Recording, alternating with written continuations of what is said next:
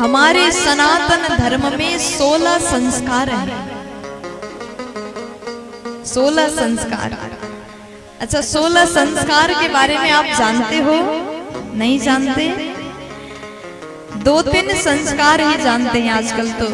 यज्ञोपवीत संस्कार आपके यहाँ करते हैं कि नहीं? जनेऊ वाला, जनेऊ धारण करते हो आप लोग?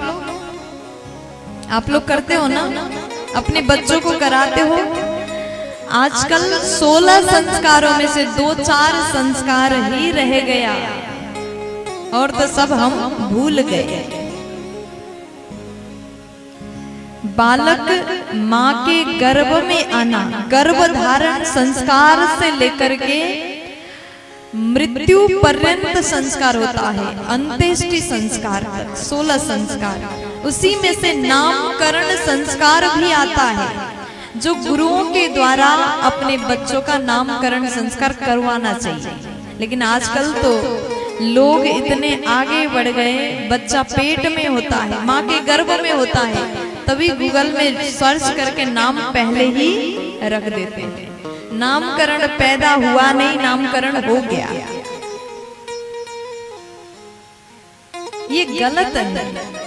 चलिए, आपको जो नाम अच्छा लगे वो आप बुला सकते हैं, लेकिन गुरुओं को बुला करके विधिवत संस्कार से नामकरण होना चाहिए। भगवान कृष्ण जी भी अवतार लिए तो गर्गाचार्य जी नामकरण संस्कार करने को चले गए गोकुल में।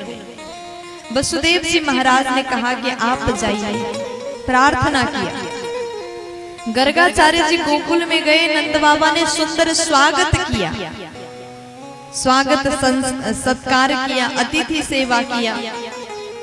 उसके बाद सुखदेव जी महाराज कहते, राजन, बात करते करते नंद बाबा ने कहा कि महाराज, हमारे घर में 2 बच्चे हुए, जब से बच्चों का आगमन हुआ है तब से जीवन में केवल आनंद ही आनंद है। तब गर्गाचार्य जी ने कहा कि अच्छा, तो बच्चों का नाम क्या है?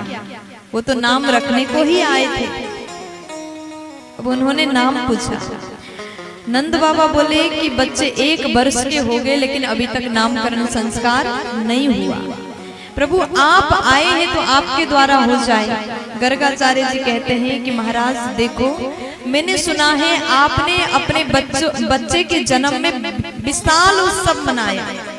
अगर नामकरण करोगे तो फिर उत्सव मनाओगे, सब कोई आएंगे, कंस को पता चलेगा तो वो फिर छोड़ेगा नहीं। इसलिए आप अगर गोप्य रूप से नामकरण कराओगे तो हम करेंगे, नहीं तो हम ये काम नहीं करने वाले, हम जा रहे हैं। बाबा कहते हैं कि प्रभु आप कृपा करिए, आप बस हाँ कह दीजिए, हम गौशाला में जाकर के गोप्य रूप में बच्चों का नामकरण संस्कार करेंगे। अब गर्गाचार्य जी गौशाला में गए, मान गए। नंद बाबा यशोदा जी को बुलाने को गए।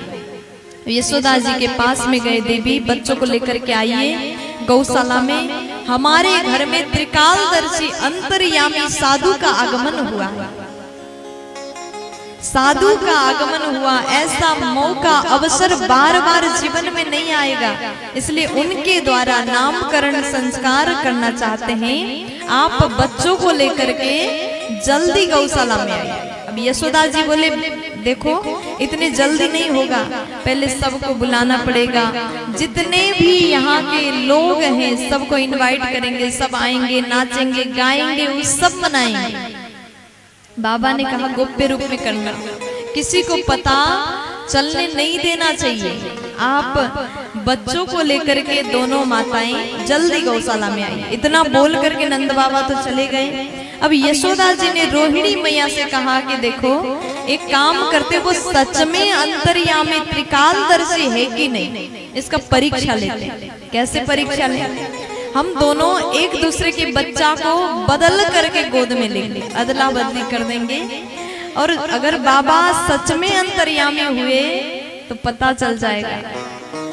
परीक्षा के भाव से मैया ने बच्चों को बदल करके लेके गई।